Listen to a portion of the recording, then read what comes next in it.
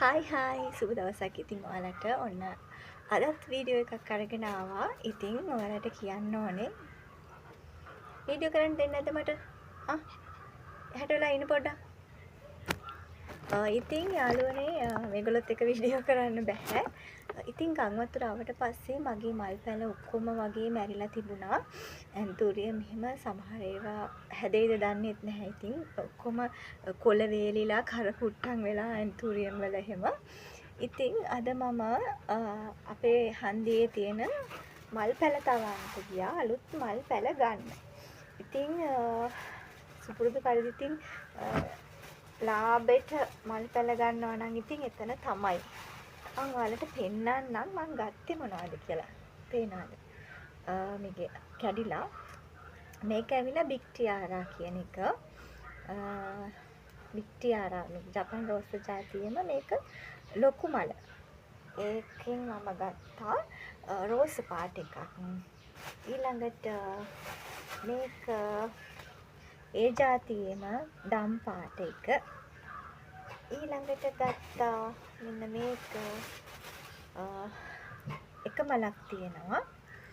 මේක ඉතින් සුපුරුදු පරිදි කවුරුත් දන්න ටොරේනියා එහෙමත් නැත්නම් රොක් වයලට් කියන මල් වර්ගය.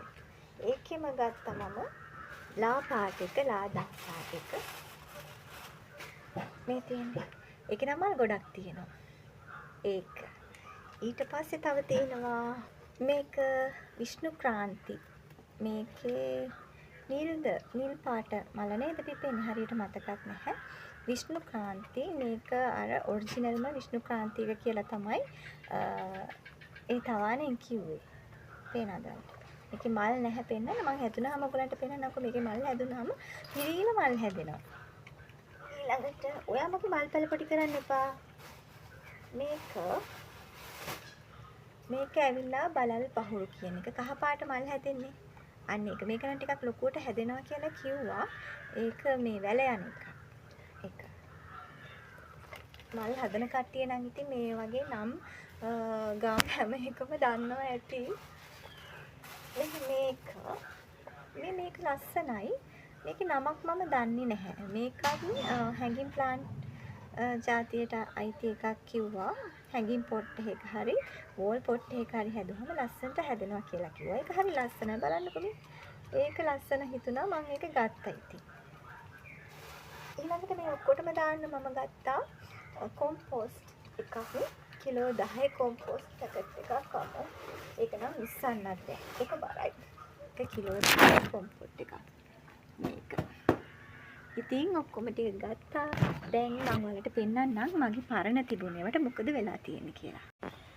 ඔන්න බලන්නකෝ යාළුවනේ මේ වගේ තිබ්බ ඇන්තූරියම් පැල. මේක නම් හැදෙනවා වගේ ඩල්ලක් ඇවිල්ලා තියෙනවා. මේ ගස්වල තාම මඩ ඉතින්. ඔක්කොම මේක එතකොට මේ හරිය තිබ්බේවා මේ තාම මඩ ඉතින්. මේ තියෙන්නේ මගේ මරතොන් ලිගහ. බලන්නකෝ යාළුවනේ ඒකට වෙලා තියෙන එක.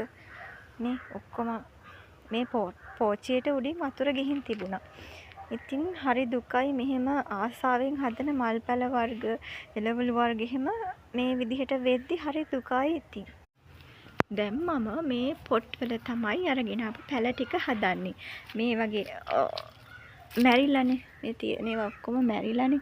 ඉතින් ඒවා ගලවලා අලුත් පස් දාලා කොම්පෝස්ට් දාලා තමයි මං ඉතින් අලුතෙන් ගෙනාපු පැල ටික හිටවන්නේ. දැන් නම් ආයි කවමදාක්වත් බිමක මල් පැලයක් හිටවන්නේ නැහැ මම. හිටවුවත් වැඩක් නැහැනේ. අන්තිමට ඉතින් ආසාවෙන් හිටවනවා. ඊට පස්සේ වතුර ආවහම ඒවා ඉතින් මැරිලා යනවා. එතකොට හරි දුකයිනේ. ඒ හින්දා මම හිතුවා මේ වගේ වෝල් පොට් වල එතකොට හැංගින් පොට් වල විතරක් මල් පැල හදන්න. ඉතින් මම ආසා මල් පිපෙන ඒවටනේ.